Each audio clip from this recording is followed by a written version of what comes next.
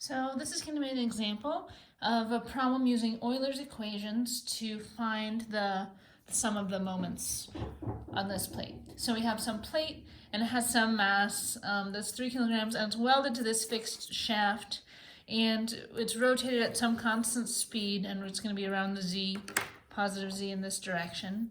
And we want to compute the moment applied by to the shaft by the plate due to dynamic imbalance. And so let's look at this plate here. Try to adjust just a little bit. And we think that it's nice and symmetric, so we should be able to figure out the directions of its principal axes.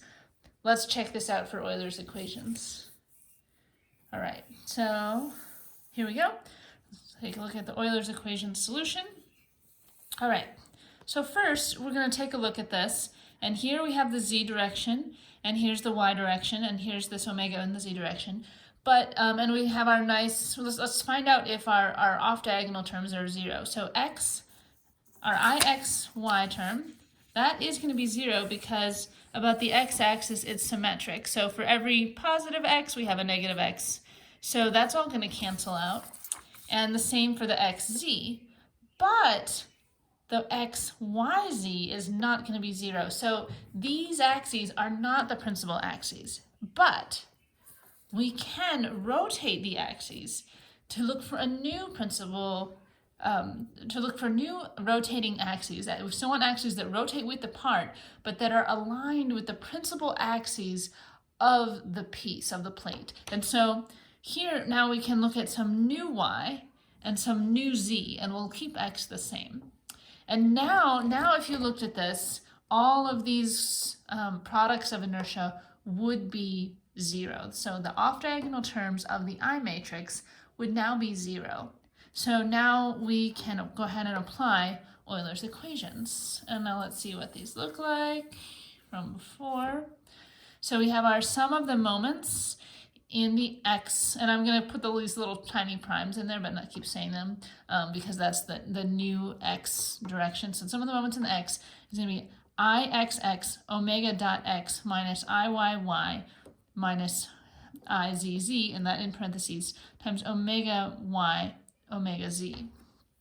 And then similarly in the y direction, we have the sum of the moments in the y is going to be equal iyy omega dot in the y direction, izz minus ixx omega z omega x, and then our sum of the moments in the z direction is going to be izz, the rate of change of omega in the z direction, ixx minus iyy, all that in parentheses, omega x times omega y.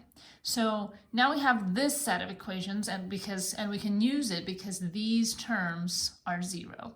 And now this could be true either about the center of mass or about a fixed point.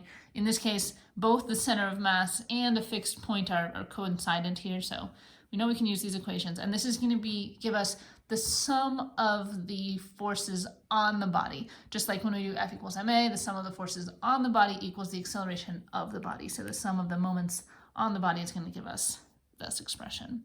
All right, and now, okay, but now we need to get all of these terms. So we'll start with our omega. So we were talking originally about omega being in the z direction, the positive z direction.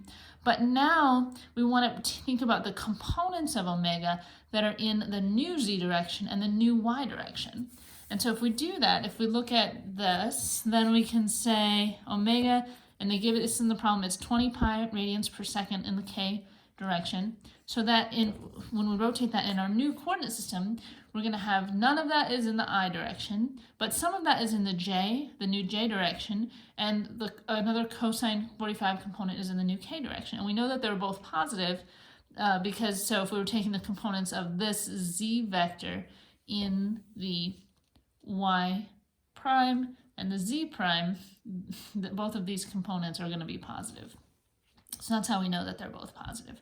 All right, so now we know that anywhere where there's an omega x, that term is going to be 0. So that means this term is 0 and this term is 0. So nice. That already eliminates us having to worry about calculating some of these terms. Now let's look at these terms. here in the problem, it says that our plate is rotating at a constant speed. So that also means that any of these dots terms, these are also 0.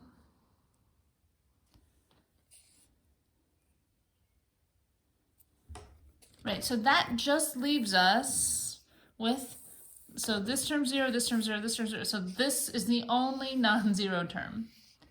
So let's take a little closer look at that. We've got our sum of the moments in the x prime direction, which is also going to be the sum of the moments in the x direction, because the x-axis, we just kind of rotated our new coordinate system about the x. So the x's are the same. And we just have this, our negative, the quantity IYY minus IZZ, parentheses. And then now we're going to have each of these terms, but they're the same, so we can just square them. We've got our 20 pi cosine 45 squared, because the omega y and the omega z are the same. Now we just need to figure out what IYY and IZZ are. So if we look down the y-axis and we see the x-axis on one side and the z-axis on the other, it's like now we're looking at this plate kind of in this direction. We can see we've got 200 millimeters across that way. So we know that it looks just kind of like a bar with a length of 0.2. So we've got 1/12 ml squared. So we've got 1/12, and then here's the mass is 3, and then our length is 0.2. And we square that. And now in the z direction, it just looks like a plate, because we're looking down this new z-axis. And so if you look this up, it's 1/12, and then it's the height squared plus the width squared. And so here we have 1/12 and the weight, actually I should say the mass, and then we have the width and the length here. And so actually these two terms are going to cancel out, and all we're going to be left with is this 0.4 squared term. So when we substitute that in here, because this term is actually the bigger term, so it's going to come out positive. So we're going to have positive 8 pi squared in the I direction, which is going to be equal to 78.96 Newton meters. Now, this is the moment on the plate.